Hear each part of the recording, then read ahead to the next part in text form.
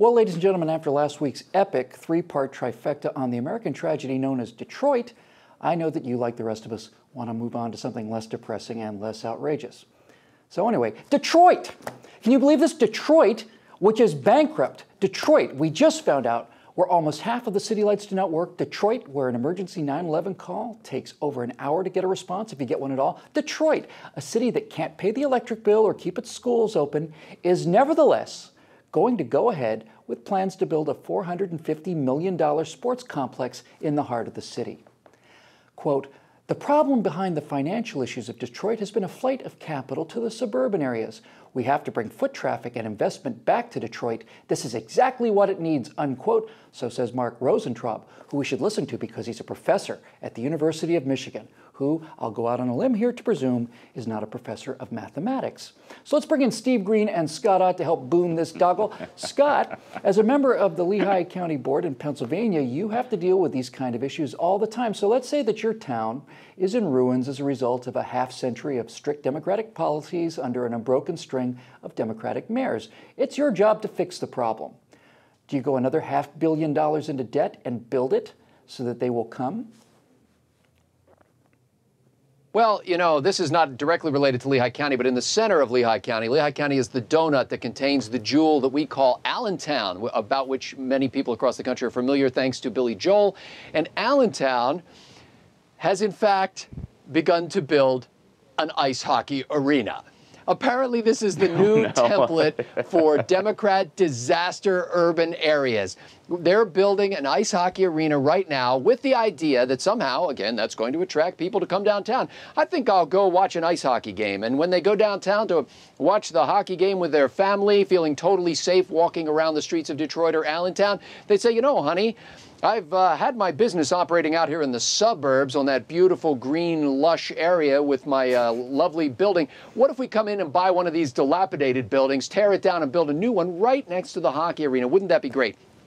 Oddly enough, some are doing it. And you know why? Because there's all kinds of tax incentives to do so. There's all kinds of help from the state and federal and local governments. And that's why in fact, that's the only way that this kind of a system can work. Nobody's going to move into that city, Detroit or Allentown, if they can't get something from Uncle Sam or from the local city government. I don't think anybody's going to go to watch a hockey game in downtown Detroit if the lights in the parking lot aren't working and the crime is what it is today. But Steve, when I heard about this, about fell down.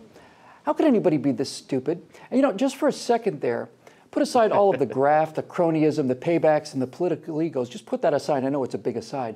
But even if you give these people the benefit of the doubt, this strikes me as superstitious thinking. And then it occurred to me, it's kind of a cargo cult, isn't it? You've written about this. Can you help explain what a cargo cult is and why this is kind of an example of that sort of thinking?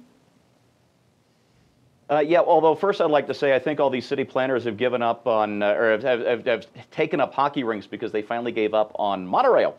Look, a cargo culture in the South Pacific, they're a holdover from World War II. The Army and the Marines would come in, and the first thing they do when they took an island from the Japanese was build an airstrip so that cargo planes could fly in. And American soldiers, being American soldiers, they would share their sea rations, their cigarettes, their chocolate with the locals. Well, the war ended, and the soldiers left, and the airfields disappeared. They were overgrown. So the locals would build their own airstrips. They build towers out of reeds or whatever. Yeah, there we go. We've got pictures.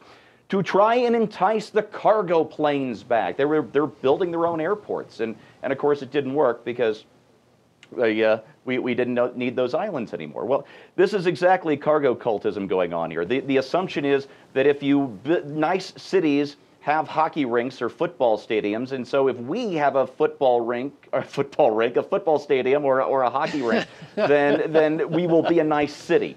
No, that's not the way it works. You've got it completely turned around. Exactly. You know, all of this, and it gets worse and worse every day. This is the most offensive to my sense of order and logic and civilization because an Ingham County judge struck down the Detroit bankruptcy motion on the strictly constructionist legal grounds that it's not honoring the president who took the auto companies out of bankruptcy. Yes, folks, there she is. Judge Rosemary Aquilina sent a copy of her ruling to President Obama and said, I know he's watching this. We don't want to let Detroit go bankrupt because it dishonors the president. That's a legal ruling. Well, Rosemary, maybe if you're very, very good and you say your prayers each night kneeling before all of his posters, maybe someday Barry will give you a phone call on your birthday thanking you for being his #1 fan, for your actions in condemning an entire metropolis, that's 500,000 people, to continued crime, lack of basic services, darkness, ignorance, and stupidity. Like all the rest of the minions who are supposed to interpret the law or report the facts or spy on the Chinese instead of the Tea Party, you're just a miserable, soulless political hack dressed in robes of authority you did not earn and do not understand. You and others like you are destroying Detroit and the United States of America because of your swooning, teenage, adolescent crush. You people are children. And they better get some adults in there right away before Detroit becomes indistinguishable from Mogadishu or Grozny. For PJTV, I'm Bill Woodall.